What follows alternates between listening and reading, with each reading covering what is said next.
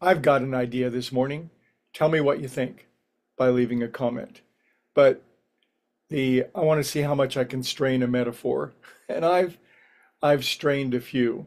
But in today's metaphor, let's consider the great prayer, the St. Francis prayer. There are various translations, as there are, of course, in all these older languages. But one translation says, Lord, make me a channel. Another one says, Lord, make me an agent. Another one says, Lord, make me an instrument.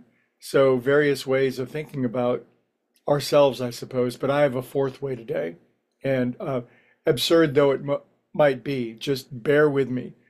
I think it's going somewhere. It's all along the theme of limitless expansion, but in my new variation of the St. Francis prayer, because, you know, who's above being so much of a blaspheme that he would change a great prayer? But my variation says, Lord, make me an appliance. Lord, make me an appliance of thy peace. Now, in this explanation I'm going to give, just kind of bear with me because I've been talking about this infinite life force that's available to all of us and the source, the fountain, God, if you will, that's spewing out this infinite life force, chi, prana, whatever you want to call it. It's makes it available infinitely in all directions. And yet it's we, in terms of our own capacity to receive, that limit that capacity. So we might think of ourselves as an appliance. I'm an egg beater. She's a waffle iron. He's a toaster.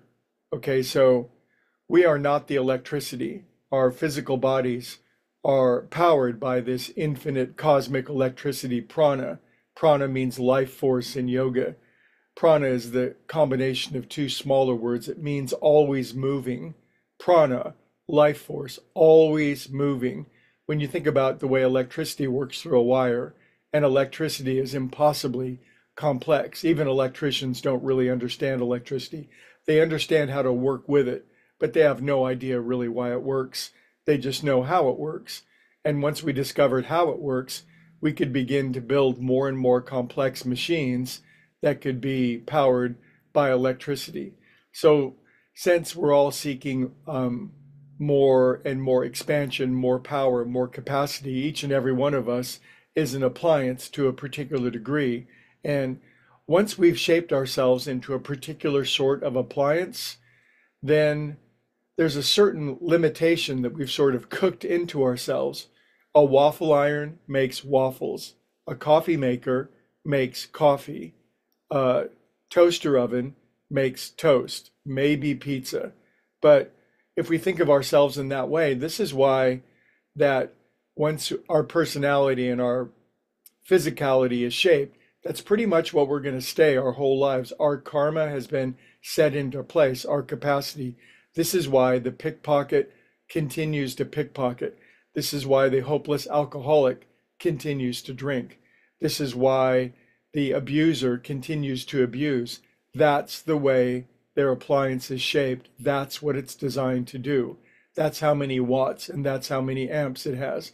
Now, there have been some pretty crappy appliances, humans, that have been able to access a great deal of this electricity. Hitler, Mussolini, Pol Pot, Genghis Khan, etc. They can access a lot of energy, but still, they're going to shape it into something really miserable. So our goal in meditation, we might think of it this way, is to become a bigger, brighter, better appliance of God's peace, so to speak. And as we can let in more and more energy, we can become more and more efficient appliances. Many of us have had terrible, life-threatening habits that we were doomed to repeat for the rest of our lives. And the designer, him or herself, as you will, was merciful and kind enough to rearrange our appliance so that the life force coming into us would make better waffles, would make better pizza, would make more delicious coffee. That's all of us.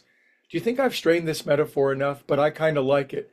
The problem is when we get electricity and the appliance mixed up, we are not the electricity. We receive it, we express it, we expand it, and yet in our small-minded, selfish state, we can be crappy egg beaters and miserable coffee makers. So let's each and every one of us pray fervently this day, God, make me an appliance of thy peace. What do you think of those apples? Anyway, I'll see you all tomorrow and let me know what you think. Bye.